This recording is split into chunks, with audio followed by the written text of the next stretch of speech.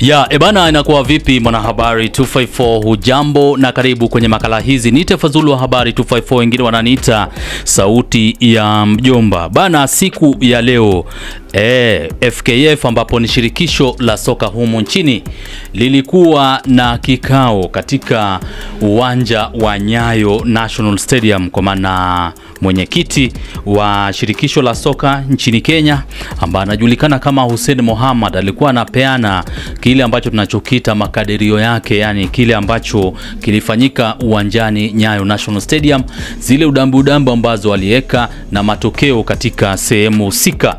Sasa amesema ya kuwa walifanikiwa kufanya gate collection, kwa maana kulikuwa na VIP na regular tickets ambazo ziliuzwa, lakini wakati ule walikuwa wanasema kulikuwa na kile ambacho tunachokita sold out. Inamaanisha kuwa tiketi zote zilikuwa zimeuzwa kwa wale ambao walikuwa na uchu ama hamu ya kuhudhuria mchezo kati ya timu ya taifa ambayo inajulikana kama Harambee Stars na timu ya taifa la Gabon ambayo inajulikana kama The Heroes of Gabon. Kwa hiyo unajaribu kuangalia kile ambacho kilichosemwa na Hussein. Inamaanisha kuwa mashabiki walifika pale uwanjani kwa moto na radi, kwa maana anasema kuwa walifanikiwa kufanya gate collection ya shilingi milioni 7. Ni hela ndefu aise, kwa maana timu ya taifa Harambee Stars mashabiki walifika pale, na vile vile kulikuwa pia na mashabiki wachache wa timu ya taifa la Gabon maarufu kama The Heroes of Gabon. Harambee Stars ilipoteza mabao 2-1 dhidi ya Gabon, na wengi wanasema kuwa timu ya Harambee Stars ina improve, yani inaendelea kuna wiri zaidi, kwa maana kuna ile show ambayo ilionyeshwa na timu yetu ya Harambee Stars, na ndio kwa maana nimetinga hii jazi ambayo iko na nembo ya Kenya Football Federation. Huku kuna odi, ijapokuwa kuna wengine ambao wanaweza kuwa na imani ya kuwa nimeshaanza kufadhiliwa na Odi Bets. Wacha niweke tu wazi, kwa maana kuna rafiki yangu ambaye anapiga mission na watu wa Odi Bets ambaye aliamua kunizawadia t-shirt hii.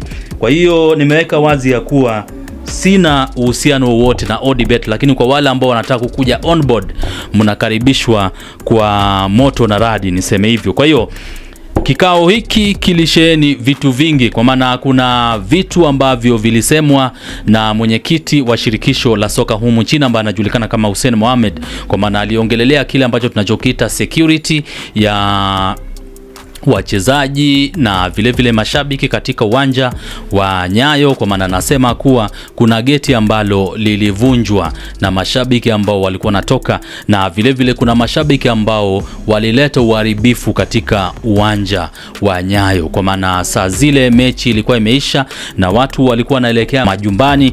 Kuna wale mashabiki ambao waliamua kukimbia kule uwanjani kucheza na ile sprinkler ambayo inamimina maji pale uwanjani, wakavunja sprinkler pale, na kuna wale ambao pia waliharibu manyasi katika uwanja wa Nyayo. Kwa hiyo alikuwa anajaribu tu kutilia shaka uwezekano wa mechi kubwa zaidi kufanyika katika uwanja wa Nyayo, lakini alikuwa anasema kuwa kuna zile mechi ambazo zitalazimishwa kupelekwa katika uwanja wa Kasarani, kwa maana kule kuna ulinzi wa kutosha.